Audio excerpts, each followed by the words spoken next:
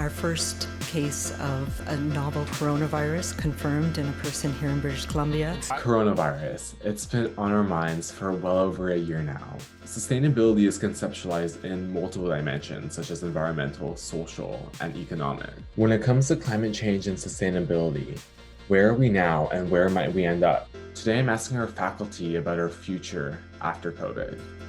In terms of thinking about sustainability and the work that I do, it might be surprising for people to know as a health services researcher that this is actually a concept that's important to me.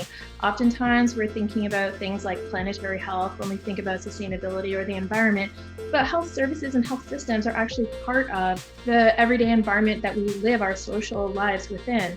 Greenhouse gas reduction is a global public good. It means it's a global collective action problem, and you need everybody acting. And that's really hard. People with disabilities suddenly have found that their usual access routes have been blocked by cafes and other uses. We don't resource the reduction of vulnerability. We resource reactions to devastation.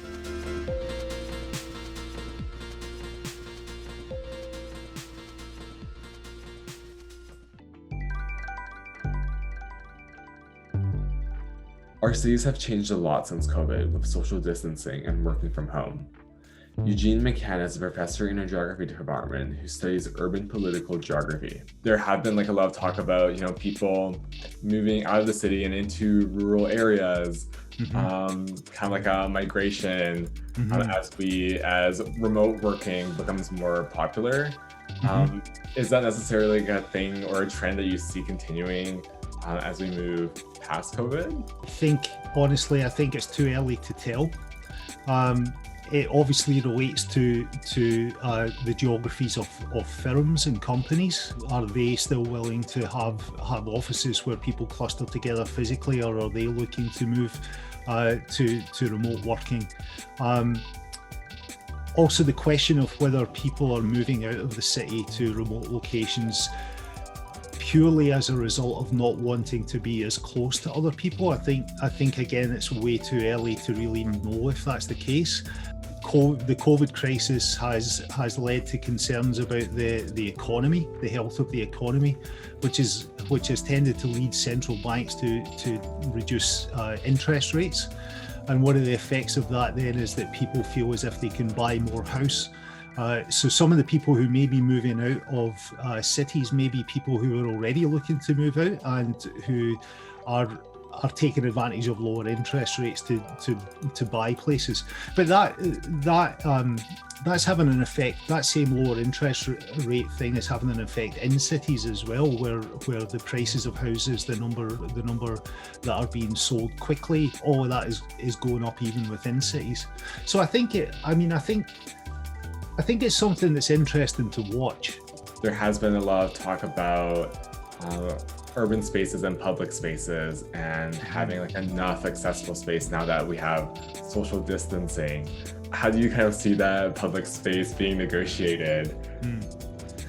Well, I think there's a couple of things there. I think we've already seen a trend over the last 20, 30 years where the character of public space has changed quite significantly, and classic ideas of public space where they're fully free for access to everybody, where they're owned in common or owned by the state, have these kind of visions of public space have been undermined by neoliberalized models of public space, where often there's this idea of privately owned public spaces, where corporations or developers donate a certain area of a plaza to public uses, but it's still within a private ownership model, and there's a lot of rules about who can be in it at certain times and so on. And that in itself, I think, just raises the question of how much the contemporary society really values truly public spaces. And I think the evidence in the last 30 years suggests that maybe not quite as much as we might like to tell ourselves sometimes. But that's not to say, on the other hand, that public spaces haven't been really important in the last year. And it's not to say that public spaces aren't important to many people and couldn't be, and also that maybe the last year has shown how they are really important when people want to be together, but as you said, distance a little bit more and out in the outdoors. But then that raises the second question, which is what has tended to happen in the last year around public space is that there has been a sort of, even as there's been a shift towards the use of public space because it allows people to be outdoors but still together, in a lot of places there's also been this kind of contradictory privatization of those spaces. So for example, the ways in which outdoor patios of restaurants have been allowed to spill out across sidewalks.